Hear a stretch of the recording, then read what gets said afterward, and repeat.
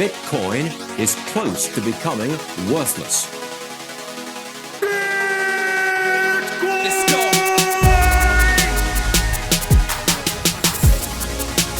Now, what's the Bitcoin?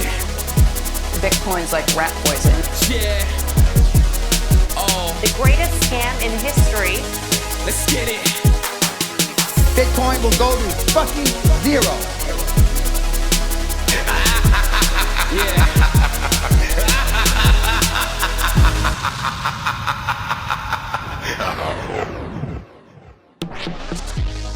Alright, you ungovernable misfits.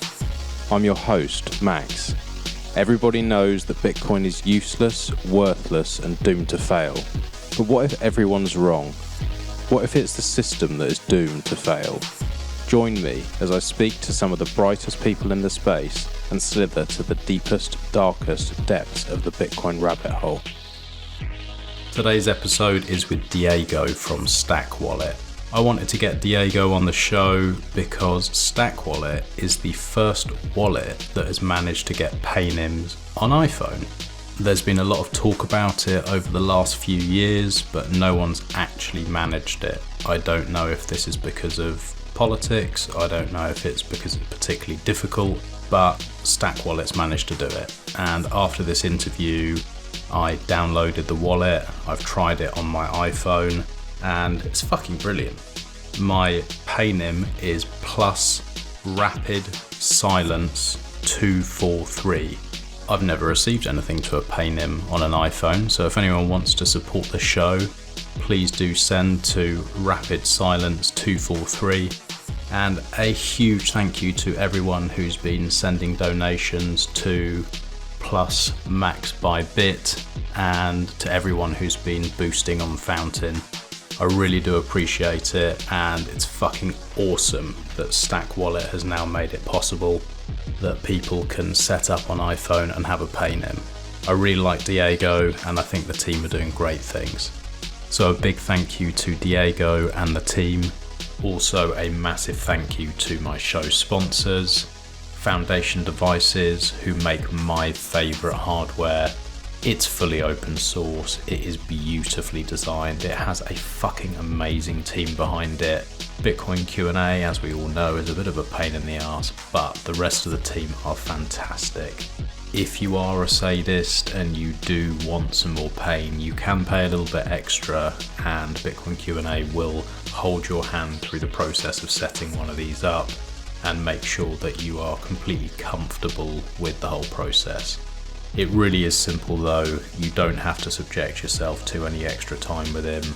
You can do this very simply. Any idiot can do it, including me, and I feel completely comfortable telling friends and family to use this device.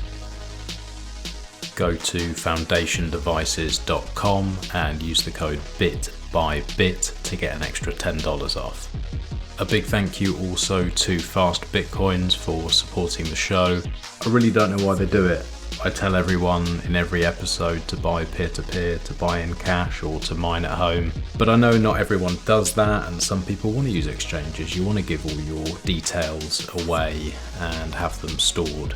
I wouldn't suggest it, but I know some of you will, and if you are going to do it, go to Fast Bitcoins. The team are absolutely brilliant. They'll do everything that they can to keep you safe. They'll do everything that they can as a regulated business to keep you safe. Fast Bitcoins has an absolutely world-class team, and if you are going to give over all your sensitive information and banking details, please make sure it's a quality team. You can reach them at fastbitcoins.com, and if you have any questions about the trade-offs when buying KYC versus non-KYC or anything else, you can reach out to me and I will be open and honest about it. Thanks to everyone who's been supporting the show, thank you to the sponsors, and I hope you enjoy it. Diego, can you hear me? I certainly can. Welcome to the show. Nice to speak to you, mate. Thank you, you too. Thanks for having me. Yeah, absolute pleasure. Well, I'm pretty excited to see that somebody's pushing the ball forward. Stack Wallet, how long have you been working on this? Stack Wallet, I guess about a year now. We've been quote unquote launched in some capacity for, I guess 7 months or so. time just flies by so fast. But we're actually probably approaching 8 or 9 months that we've been out in some capacity. Yeah, it's just something I've always lamented, the fact that there was not something like this out there. If I may, my primary job, I own CipherStack, which is a blockchain development, infrastructure, design, and research little doohickey that I've got going on. And I've got several people in different disciplines hired. We started out as a little design firm because I myself am a UX designer. My wife is a UI designer, so we work on designs together, and we're pretty dang good, if I may say so myself. And cryptocurrency was kind of my first foray into open source as a whole. I knew it exists. Everyone knows that like you could download LibreOffice for free if you can't afford Microsoft Word, right? So I knew of its existence in that way. I knew that there was like free software that you could use that was never as good as the paid software, but if you're poor, then that's what you got to do. So in my college days, that's what I did. And that's the extent of my knowledge. And then, I found actually Monero first. I didn't find Bitcoin first. Me and my wife, we started a little design firm, and we're like, well, design is a very crowded field. You need a niche. And I had remembered hearing about cryptocurrency, a year prior to that point. And I had clicked through some of the websites, and I remember one website was just so particularly horrendous, and I found it again. It was Monero's. It was really bad because open source people kind of have this, and this will play into a little bit what I'll talk about later on. Open source people kind of have a bit of a read the fucking manual mentality, and a bit of a pride in being a power user that can navigate through difficult interfaces. Right. And that other people can't. And like, well, if you can't, then that just means that you haven't done enough research. You haven't put enough effort. You don't really want it. You don't deserve to be among our ranks of the open source elite kind of thing. I don't disagree with that. As a special needs type of bloke when it comes to anything techie, it has been an uphill struggle. Using the tools that I need to use to do things properly has been particularly difficult. And yes, there are some really good projects out there like Samurai Wallet and Roland Dojo and some others. The communities are really helpful with their time. So it's been good, but there is certainly that element, and I've come across it. It is that. It's like, well, just fucking work it out. Just read through. And I'm like, well, it doesn't make any sense to me. It's just not intuitive to me. Oh, well. Right. And, even worse in this, they do things like they put out guides and YouTube videos, which are all great. But the reality is that only a fraction of people are going to be looking at such resources. If it's not immediately apparent to a person what to do, they will leave. For the average person, the attention span is too small. And, actually, I take that back. This is something that people say to justify their bad design decisions. They're like, well, these days, the people's attention spans are too small, and like they should put in a little bit of effort and stuff. Let me tell you, man, on a bit of a personal level, and I don't mind sharing this, my father passed recently, and it's been a very hard time for me. And it has really just highlighted how short life is. And if every second is a second that I'm not going to get back, then why am I wasting precious seconds of my life fighting with software? What people don't realize about design, and this may sound way too grandiose and big for my britches type thing, but what people don't realize about design is when we make bad design that forces people to struggle with how to use things and how this thing works and how they can accomplish their goals, we are stealing human life with our bad design decisions. Seconds that they're not going to get back, seconds they could have spent playing with their kids, or spending time with loved ones, or enjoying a good meal, or doing whatever. They are instead looking at their screens, frustrated because they are trying to accomplish a task, and we are making it difficult for them to do so. That may be a bit highbrow in terms of like, okay, designers are not that important, man, but This whole movement for a lot of people is about being able to keep your value, keep your time. And certainly with Bitcoin, it's a tool that you can use to do that. Your savings don't get stolen from you, and time doesn't get stolen from you. So if you care about that, then you should care about design, and you should care about the interface that you're using. That's actually a really good point. Yeah, that I hadn't considered. Like, Bitcoin and is all about the fact that, well, we want a resource that nobody can take from you. It's unconfiscatable. Only you decide how to use it. And yeah, if you apply those same principles, not just to money, but to time, which is the other big valuable resource that we as humans have, then I want my time to be quote unquote unconfiscatable, in the sense that, I'm not just laying it bare for any app or, whatever to play with as it pleases. So, kind of pulling back just a little bit from there, like I take design very, very seriously. And the unfortunate thing is that most people, not just most open source, not just the FOSS crowd, but most people kind of see design as veneer, as wallpaper, right? You have a functioning product and then you put a pretty coat of paint on it. And that is, so, and because of that, people think, design is subjective. Well, I think this is a good design, and you may disagree. And that's fine. That's two different viewpoints, but that's not quite correct. Design, particularly UI design, is, somewhere in between science and art. There is an art portion to it, absolutely, but there is a science portion to it, because if a color change of a button, let's say, if a color change from black to red or what have you helps more users achieve their goal in less time with less confusion, then it is objectively better design. There's no subjectivity about it. And it can be anything from placement of elements and color and, all these different things. If a small tweak, which some might say is subjective and just wallpapering, helps more users achieve their goal in less time with less confusion, it's objectively better design. There is objectivity to design. We are moving, in this past decade, we are kind of moving to a place where design is of utmost importance. At the very least, all the Silicon Valley people, venture capitalists, they try to make the most beautiful looking things ever. And we'll get to why I'm talking so much about design and how it relates to Stack Wallet here pretty soon. But, the opposite end of the spectrum, that typically does happen, and you see this a lot in the crypto space, because, as I said, open source kind of tends towards poor design choices. These people aren't trained. They don't understand design at a fundamental level. Well, as you and unfortunately many Bitcoiners are aware, cryptocurrency has attracted a certain overly funded venture capitalist crowd. Everything from shitcoins, NFTs, all this stuff that kind of goes around that most Bitcoiners don't care for. You end up with the opposite, where you end up with bloated, overdone, over-designed mess of software, where it's got a pretty coat of paint, but there's too many elements stuffed in. You got too many either ads or use, a good example. I don't like shitting on other products. I really don't. But one example of something that I think is generally over-designed and bloated is the multi-coin wallet Exodus. I don't know if you've ever used it, particularly on desktop. Yeah. It's just this, just like this garish, nightmarish thing of options and, buttons, and, the home screen is like, oh, here's these newses and these things and these, here's these prices, and you could do these things with the wallet. And it's way too much. So bringing all this back to Stack Wallet, I really lamented the fact that these were my options.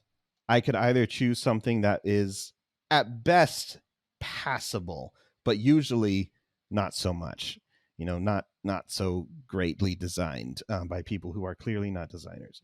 And at worst, over-designed, bloated, because, certain designers hired by people with venture capitalist money need to justify their existence by continuously designing more and more things. And I said, man, there's got to be a better way. Somebody's got to do this. And, that somebody's me. Be the change you want to see in the world, so they say. So I took the resources that I made and am currently making with CipherStack, working for various clients, particularly on privacy-focused projects. Like I said, I found Monero first, and as I delved into it, I really adopted that ethos of privacy. The funny thing is I had, generally been privacy conscious before then, but Monero really helped me put somewhat of a label. It helped me kind of find an ideology, a name for kind of my thinkings and leanings, I guess. And that kind of starts me down the privacy road. And Stack Wallet and Stack Duo, which we'll discuss in just a minute, have kind of taken these two core things of high privacy, user respecting open source wallet with good design. And those are the two things I really don't want to compromise on in any capacity. And that does mean that, we are developing at a breakneck pace. And one of the compliments we constantly get is just like, wow, you guys put out stuff like super quick, which is cool. But there have been times where I'm like, okay, we're going to try to get this out this week, next week. And, it just doesn't happen because we spend a lot of time, probably more than a lot of other wallets, on the design stage, where we will make an iteration and we'll go, no, this is not good enough, this is not intuitive enough. And there are still portions of my wallet I'm not still 100% satisfied with, and I'm like, okay, we got to retweak this, we got to retool this a little bit down the line, because I adopt a definition of intuitive that is known somewhat in the design community, where there's a trial and error period of one time. Basically, a user wants to accomplish a goal. It's the first time they've seen the interface. Typically, how we'll do things is informed trial and error, right? You look at the buttons, you look at the text, you look at the design, you say, okay, this is probably what I want to do. If the user has to try more than once to accomplish their goal, then that's not intuitive. And it's a very strict definition. And once again, it moves towards objectivity from subjectivity, because some people say, well, I think it's intuitive, and I think, whatever. If a user has to try more than once, if they have to guess more than once about how to accomplish their goal when using this app, then your app is not intuitive. And we are we are really pushing for that, because Bitcoin is a really powerful technology, man. Like, I don't have to preach to the choir here, either to yourself or probably to the people listening to this, but it's a tool that has extraordinary potential to enact social change and keep the powers that be in check in a very real way that we haven't had before. And, the coolest thing about it to me is, like, in a very peaceful way. It's not a violent uprising. It's like, well, I choose something different and you can't stop me. And in that sense, in that resistance sense, there could be the claim to violence, but it really is as simple as choosing. But we are making it incredibly difficult for people to choose. And we're making it incredibly difficult for people to join this quote unquote revolution. And that's really sad, man. Like, all the traditional banking system already does a great job of gatekeeping and keeping certain people out and certain people in. And the people in Bitcoin like to think, oh, we're for everybody. But if we kind of hold on to this whole read the fucking manual type ideals, then we're actually doing the same thing. Just technically, gigantic air quotes here, available for anyone to use. But not everyone can use it. Not everyone can use it the way it should. Well, you can't say should, but ideally, privacy-wise, etc., people struggle. And like, it's a lot better than it was a few years ago. And like, Sparrow makes things very easy, and a lot of people are doing great work. But yeah, I think a lot of people do just get scared. They're like, oh fuck, I'll just keep it on exchange, or I'm too worried, or they don't want to move. They don't want to take these steps because they get scared. And I found that when I first started. I'd never fucked around with a command line. I'd never done anything with Linux. I'd never fucked around with any of it. And, typing in commands that I didn't know what they meant to try and run something was not comfortable experience when you have sats on the line and you're thinking, oh, if I make a mistake here, I'm losing more than I'd be comfortable losing. So it is incredibly important. And I think the idea that you've got to have things clean and crisp and easy for people is going to get more and more important, because you're going to get more and more normal people, because more and more people need it, because the world is on fire. And if I may be so bold as to say an opinion I haven't heard before, but may or may not be unpopular, I don't know. I think the fact that Bitcoin is so difficult to use in a safe way is one of the things that has bled users to the shitcoinery brigade, right? Because one of the big marketing points of a whole bunch of these coins is like super easy to use. You barely have to think about it, especially the scams, like, we'll hold the coins for you, you lock them up and you just make money. It's that easy. It's the, and the thing they really do try to invest in is pretty looking things and easy to use apps and stuff like that. And I understand stupid people going to do stupid people things, right? You can't save everyone, but kind of this ivory tower approach of like, well, we're working on the tech and very few resources are put into, usable things. Like you said, it's gotten much better. The landscape has gotten much better this past few years. But for many of these people who tried Bitcoin and just found it too difficult, it's too little too late. This is just always the case. Until somebody comes around that makes it simple, the masses are not going to use it. This is the reality. People talk about mass adoption. Never going to happen, man. Even under tyranny, we think, when things start getting really bad with the government, when things start getting really bad with the banks, more people will come. Yeah, more people will come, but the majority won't. They won't, man. This is the truth that so many people just don't want to hear. They're not going to come if people are lazy. They actively choose to let other people think for them on a consistent basis. Why do we think that they are suddenly going to come over if technology that allows them to free themselves is not easy to use? People would choose their shackles if it means they get to sit in the couch a little while longer rather than learn something new. And some might argue, okay, well, we shouldn't try to cater to those people. They can't be saved. Well, I argue if we lower the barrier to entry on a design perspective, from a design level, as in you show the person the app and they go, oh, okay, this makes sense. Yeah, sure, I could do that. You help them set something up in 5 minutes. And, it's very intuitive how to stay private, how to use the different tools. They don't have to look up guides. They don't have to look up YouTube videos, right? Then that's going to get a whole lot more people than just, the tyranny happening. One of my favorite stories that kind of proves this point, the creator of GPG, or is it PGP? I mean, I know there's the difference there, but the creator of GPG, he has his key, and somebody these days, I don't know if this is a true story. It's just one that I heard. Somebody sent him an email, and it was encrypted with GPG, and he asked, "Hey, I'm on mobile. Can you resend this plain text? I don't want to go dig out my key." Right? Even the creator, even the people who know, even the people who understand, even me. Man, like I said, life is too short, right? And if things are super difficult for me and I got to send out a Bitcoin transaction because I got to pay, an employee, I got to pay something. I'm like, you know what? I'm busy. My baby's crying, whatever. Okay, boom, sent a transaction to the address that they gave me last month, right? Like I've got a life to live, man. And if so many Bitcoiners are out here thinking that we should structure our entire lives and our entire brain spaces to this thing that they have devoted their life to, they got another thing coming, man. I understand that you're single, alone, and living in the basement and can devote all this time here, but some of us got lives that we got to live.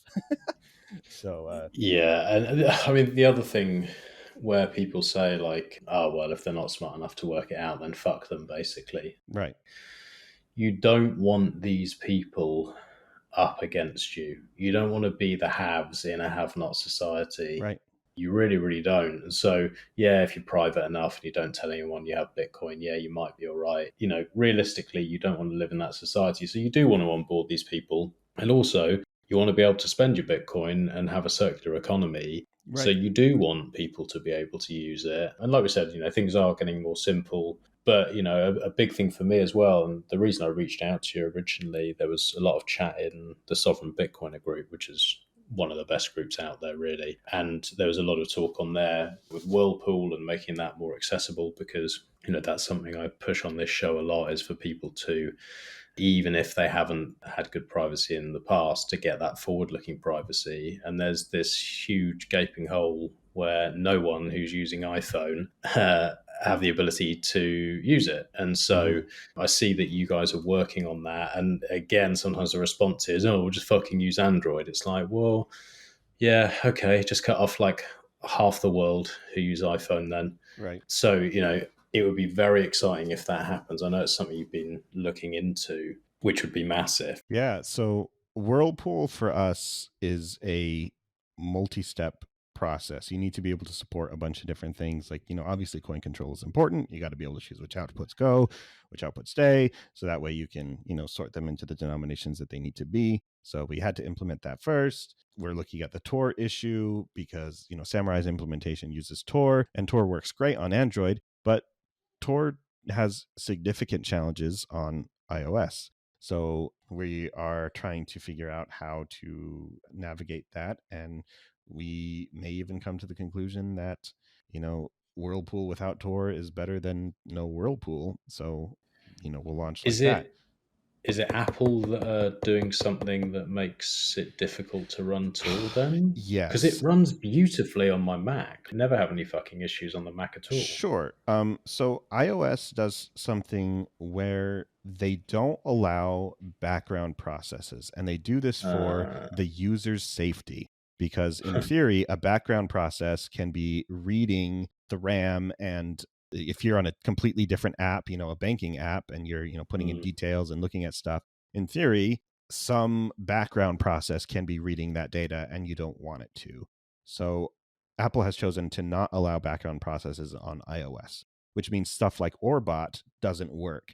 As soon as you put an app into the background, it stops all processes there, right? So how Orbot works on Android, as I'm sure you know, you turn on the Orbot app and there's a service running in the background, then you switch to the app that you actually want to use, and now bada bing, bada boom, everything's going through Tor.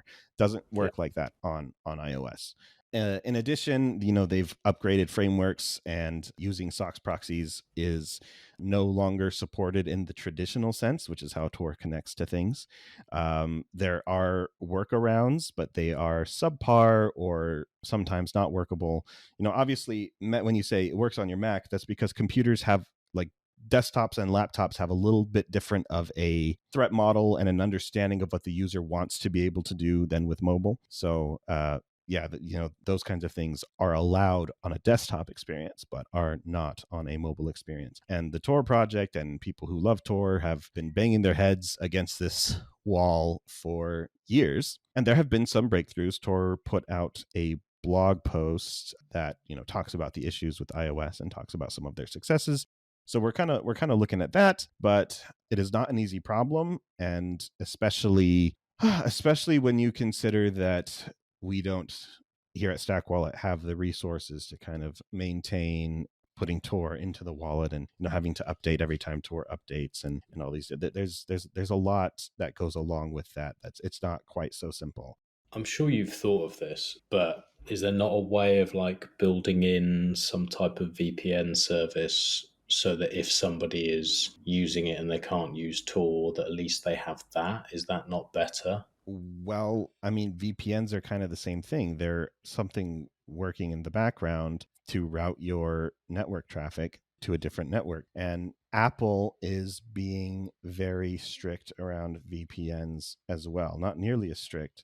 We are looking the VPN route. Yes, there are similar but not necessarily equivalent challenges. We're just kind of, I don't know, man. I don't like to do things halfway. So I'm trying to explore every option where I'm like, okay, I want Tor on here. How can we make it happen, right?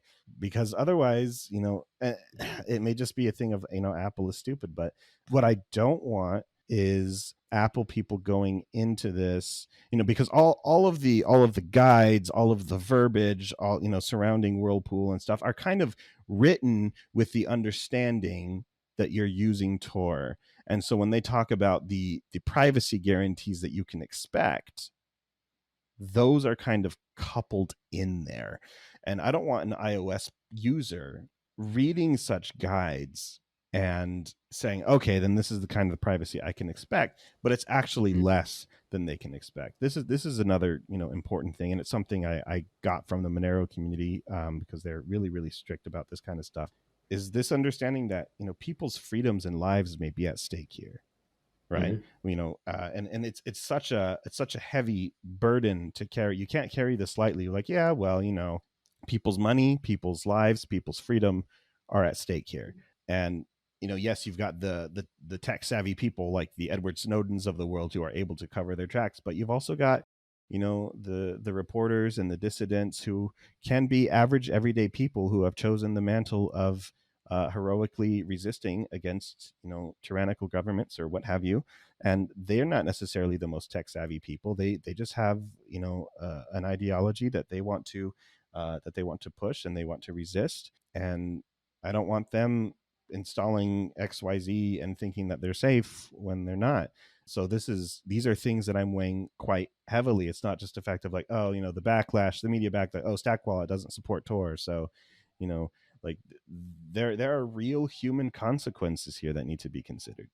No, that's totally fair. And obviously, in an ideal world, tool would be best. But like you said before, it's like as long as it's made clear, if it's just for whatever reason, just it's not possible. I mean, hopefully it is, but if it isn't, then to my mind, if someone was to use something like a Molvad or something where you can pay Right. with Sats and have a VPN running, Mm-hmm. okay, you're still trusting in that VPN provider, and it's not perfect, but it's like it's better than nothing. It's a lot Right. better than nothing. It's just Right. not perfect. But it's as long as someone knows that, I think that would be the thing, wouldn't it? You'd have to just be very clear on, look, we do things very well. If you want Tor, you're going to have to use Android, and Right. we'll provide the best service we possibly can. Right. Which is still very good, but well, hopefully you managed to do it. I have faith.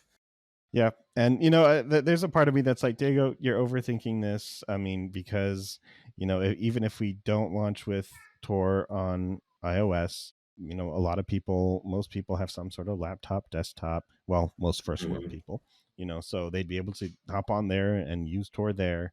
So maybe that's okay. It's just, I wake up each day and think something slightly different or in my pros and cons weighing of this. But yes, going back to Whirlpool, that's a huge thing that we're trying to get out. We actually may not be the first iOS.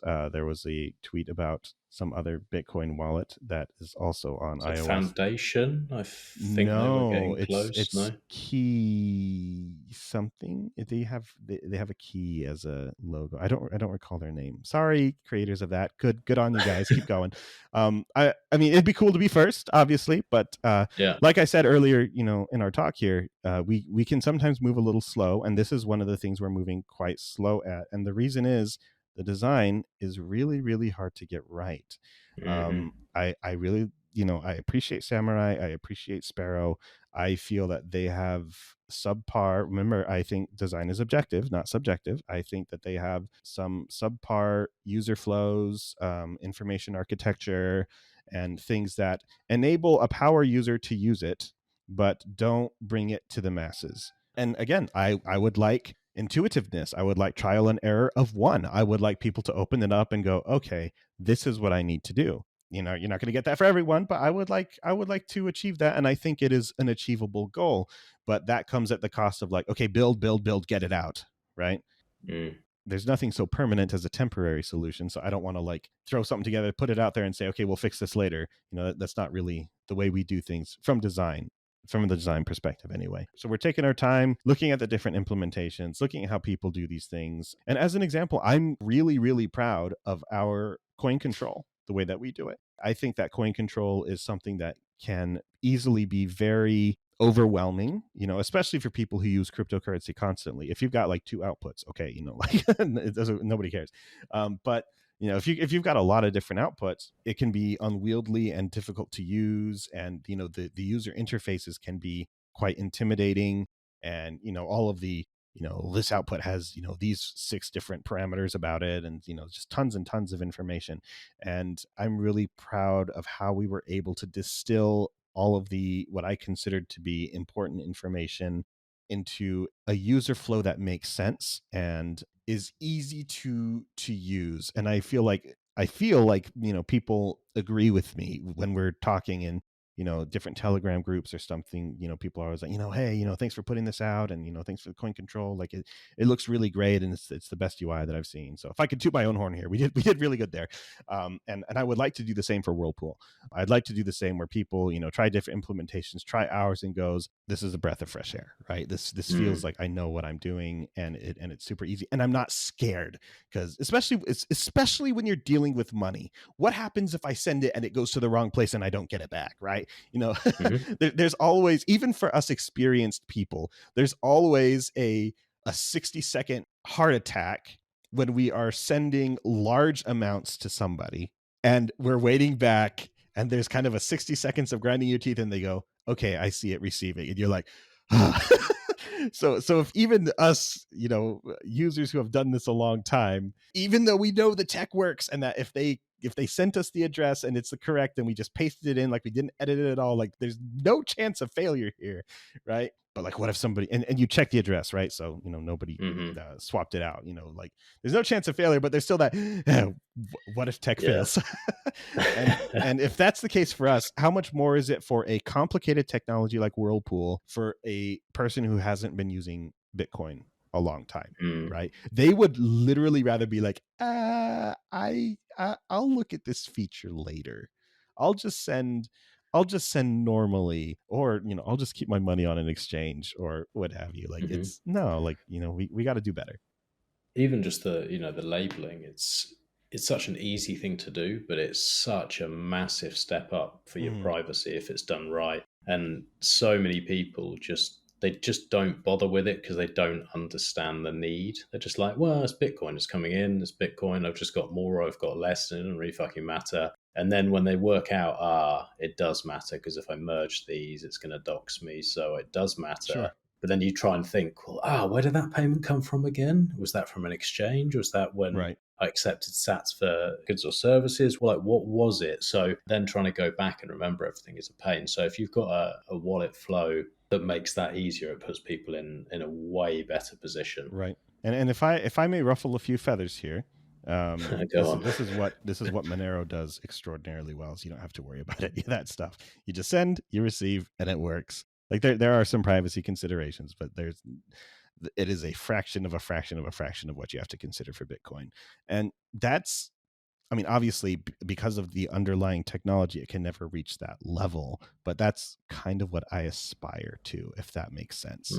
Like that's kind of like, I'm not satisfied until I push that boundary on Bitcoin and get as close to that as I can. So we've got cool features in the works for that. Like we do have labels in the wallet now where you can label and some things are automatically labeled and stuff like that. But we've also got in the works a tagging system where you can categorically tag things and, make tags and delete tags, and not you can tag addresses, you can tag outputs. That should be out hopefully sometime soon. We're finishing up. The tagging implementation is done on mobile. The design is being finished up for desktop, and it shouldn't be that much harder to put it there because the backend for that is already all done.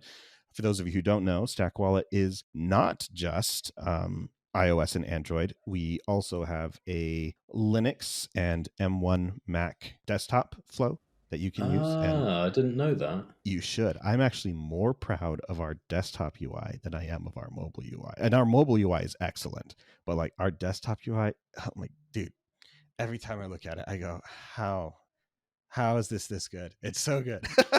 It's beautiful. I'm gonna have to check that out. Can I have like watch only wallets and all that kind of stuff? Not yet. Those are coming. No. We are actually adding XPubs and stuff as we speak. Okay. So that has been worked on this past couple of days.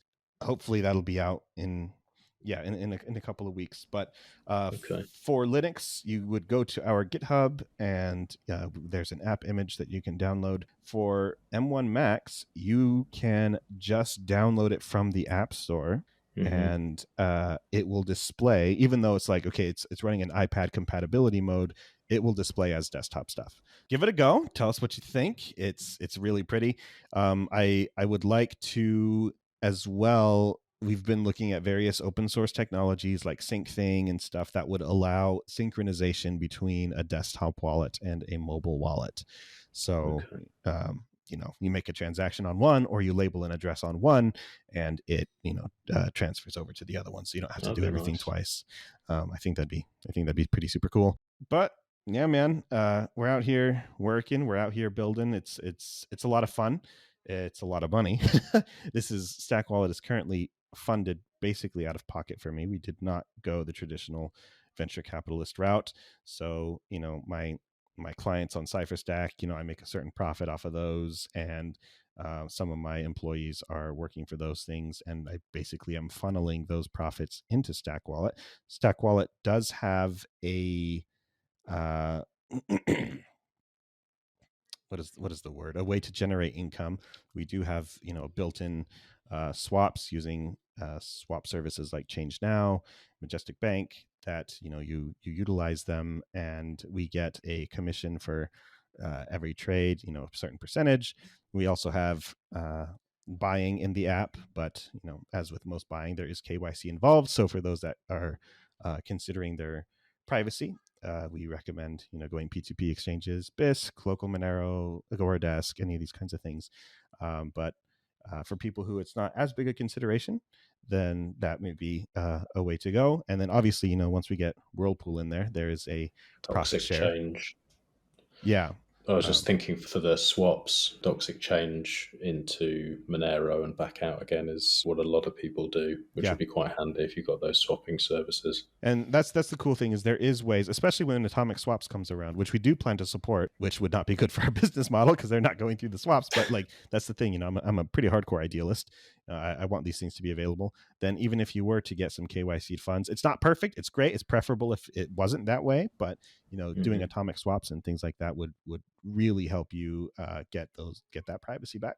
So the one that you sort of touched on earlier, Duo, I think you've called it. Yes. That is going to be, or is Bitcoin and Monero only, is that right? Right. So Stack Wallet is a multi-coin wallet. We support Bitcoin, Monero, Litecoin, Dogecoin, Ethereum. Do you know how much abuse I'm going to be getting from people going, you got someone who's supporting shitcoins?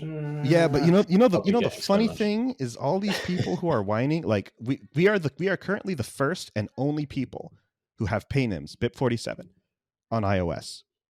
Nobody else has that yet.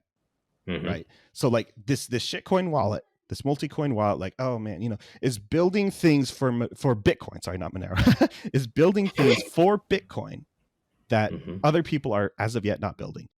To me, that says you Bitcoiners who are whining and bitching about this, you guys need to step up your game, man. That's why I have you here, because A, I don't give a fuck, and B, I know that there is a huge amount of Bitcoiners, even ones that won't admit it openly, that also use Monero. And whether that is for toxic change only, or whether it's to use on certain websites for certain substances, it's just a fact that it is used. And in a lot of places, it has to be used. And as you touched on earlier, sometimes it is a matter of life or death. And you can use Bitcoin privately, but it's pretty fucking hard. Yeah. It is hard. Yeah. And anyone who says that it isn't and there aren't ways to trip yourself up is wrong. It takes a lot of practice. It takes a lot of time. I'm all for people having options. And for me, this whole movement is about freedom. Yeah. So if we start attacking people for making choices that they think is best for them, I think that's a little bit silly. Not something that I use myself, but people are free to fucking use what they want. Yeah, and the reality is that the shitcoins and Stack Wallet, once again, we'll get to Duo in just a second, are to help us make money and generate income so that we can keep working on the cool things like Monero and Whirlpool and stuff like that. I mean, unless anyone hearing this episode wants to come over and donate large swaths of money so we can just focus on Bitcoin things, I'm totally fine with that, right? But the reality is I've got a family to feed. And there is a lot of dumb money in shitcoins. So we use that money generated from the shitcoins to work on cool things and beat other people to the punch on cool technologies for Bitcoin. So you guys can rest easy, you Bitcoiners out there, that the funds are flowing towards a good cause by and large. So hooray. But yeah, Duo, basically, after a lot of especially after the Paynym was released for iOS, a fair amount of Bitcoiners took notice of Stack Wallet, realized it was really good, not just because we have, we're the only people with Paynyms on iOS, but it's a great wallet with a great interface. They're like, can we have Bitcoin Monero only? I actually got requests specifically for Bitcoin Monero only. I also got requests for Bitcoin only. And the cool thing is, it's open source. You guys can fork it and just put whichever coins you want, whichever configuration of coins, even Bitcoin only. I currently have no plans to do Bitcoin only. Why? Because there's 1,000,001 Bitcoin wallets out there, Bitcoin only wallets out there, but there are currently 0 Bitcoin Monero wallets. And Bitcoin and Monero are what I consider kind of, OG cryptocurrencies, cypherpunk to the core. So, if you don't like Monero, that's totally fine. You can use Duo and not put on a Monero wallet. But it's actually pretty funny because in these groups, people are like, well, I'm Bitcoin only, but I installed Duo, and I thought while I was here, I'd make a Monero wallet just to try it out. So Like I said, a lot of people, especially like in sovereign Bitcoiner, etc., most people who do take their privacy seriously and do really use this stuff do fuck around occasionally with Monero. Yeah, and it's really demented, man, because there was a conversation going on in the sovereign Bitcoin Telegram, where one Bitcoin laser eyes guy was talking about how Bitcoin is good for all privacy threat models and Monero has no use and stuff. I mean, obviously, I don't agree with that, but it really highlighted to me how little people understand about privacy. Even if you are an economics expert, even if you are a blockchain expert, even if you are a Bitcoin expert, right? Because the thing about blockchain is it takes a whole bunch of disciplines: game theory, math, cryptography, technology, economics, and it merges them all into one. And you have to have a solid understanding of each of them to really understand how they all marry together.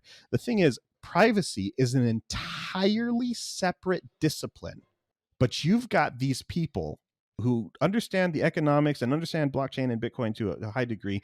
They think, well, obviously my knowledge should carry over in terms of privacy. I've read a couple of threads on Twitter. I've read, I'm informed. No, it is a completely separate discipline. Tor is not an all-in-one privacy tool. I2P is not an all-in-one privacy tool. Veracrypt is not an all-in-one privacy tool. There is no one-stop shop for privacy. So when some people come on and say things like, this is a tool that applies to all threat models universally, and it is the only tool you will ever need, every person who takes privacy seriously knows that person is a charlatan and has zero idea of what they're talking about.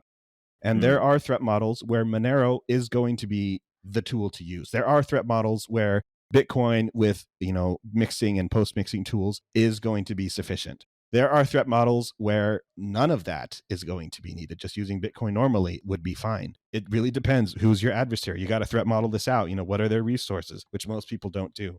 I've had this argument with people where I've said I don't care if people use Monero or not, just for the reasons we've just said. And people have attacked me on it. And I've said, do you know what? There are times when I use cash instead of Bitcoin. And I like to think I'm relatively good with my Bitcoin privacy. But there are times when I use cash. Is that a shitcoin? Is every time that you do anything that isn't incorporating Bitcoin into your life, are you shitcoining? At the end of the day, if someone needs to use a tool, let them fucking use it. It doesn't really matter. Sure. I sometimes naively like to look at the best in people and look at the more charitable reasons why people might think such things. And I know many Bitcoin only, there is no second best type people often think that way because they legitimately believe, whether this is true or not, they legitimately believe that Bitcoin is our really only chance, our one shot at kind of this alternative money thing. And money anywhere else, development resources anywhere else, is really just stealing resources and time and money from our only real good shot. These people deeply care about freedom. These people are deeply worried about our world today and the steady march towards totalitarianism. So from this lofty height, you can see the empathy that they have for humanity, and that they say, well, if we really have only one good tool or the best tool to use against this, march towards totalitarianism, then I think anything else is a waste of time, and I'm only going to get people on board with that. So from that perspective, I can see where they're coming from. I don't necessarily agree, and because our ideals don't align in this sense, we'll never really see eye to eye. But to those people, I'm not going to try to convince you of Monero or shitcoins or anything. To those people, I say you are more than welcome to use, Stack Duo. Again, you don't have to install the Monero wallet. And if my background in Monero does anything for you, I would hope that it convinces you that I'm very serious about privacy, very serious about privacy on Bitcoin. I want people to have access to private money. So in supporting me, you're not necessarily supporting Monero. Maybe you are, but you are supporting people who are trying to bring privacy to Bitcoin in a way that is usable with stellar UX, not good, stellar, usable, intuitive, so that way everyone can use it.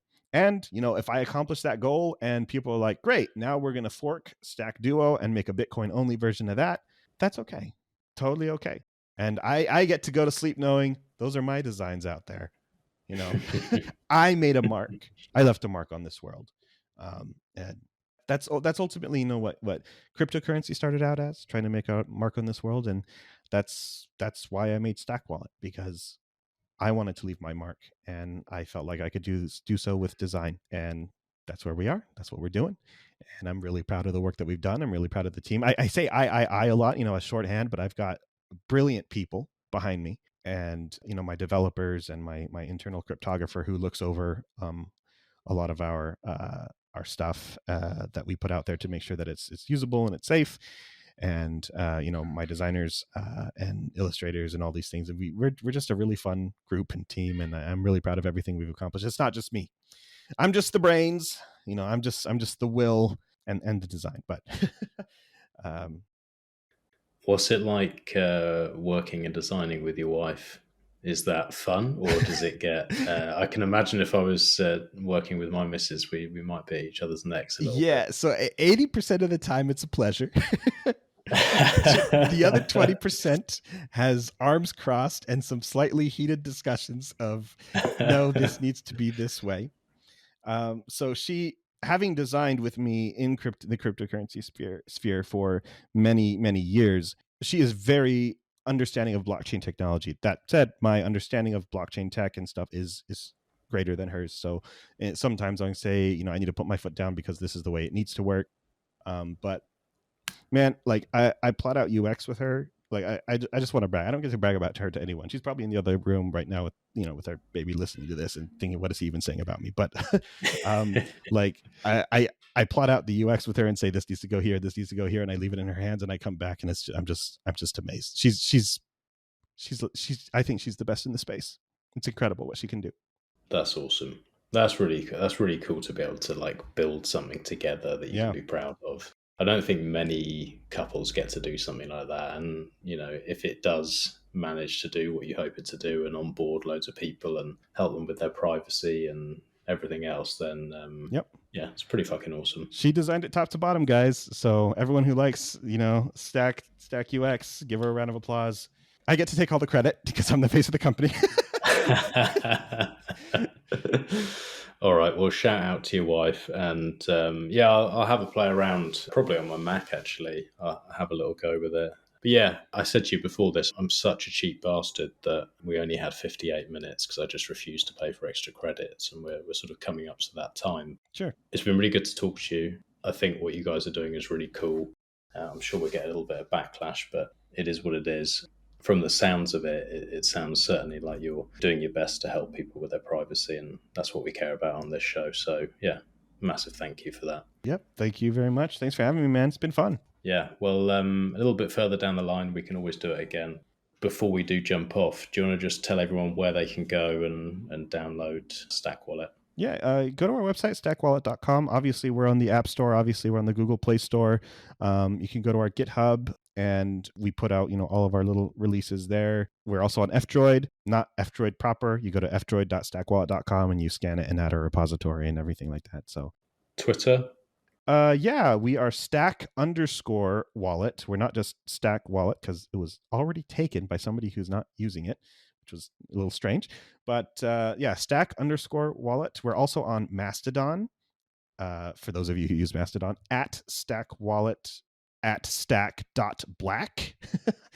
And lastly, I just yesterday spun up a Nostr because I know a lot of Bitcoiners like Nostr, and I'm going to be, getting that ready to go. So be on the lookout for that, I guess. You can always send me, what is it, NPub or whatever they call it. Right. Send me that, and I'll put it in the show notes. Sure thing. Sounds good. Cool. All right, mate. Well, stay on the line, and I'll close the interview out. But yeah, thanks again, and we'll catch up soon. Thanks for listening. I really hope you enjoyed that as much as I enjoyed recording it. If you haven't already, check out the weekly update show that I do with John. It's 10 minutes, it's mining news, and because I fucking hate reading articles so much, I read them so you don't have to, because I hope it's useful for you. So some feedback would be great. Let us know if you like it. Let us know if it's shit, especially if it's shit because it's John's problem, and then ideally what you want to be doing is send some abuse his way. I'll put links to his Twitter in the show notes so that you can do that. All right, thanks again for listening, and I'll catch you on the next one.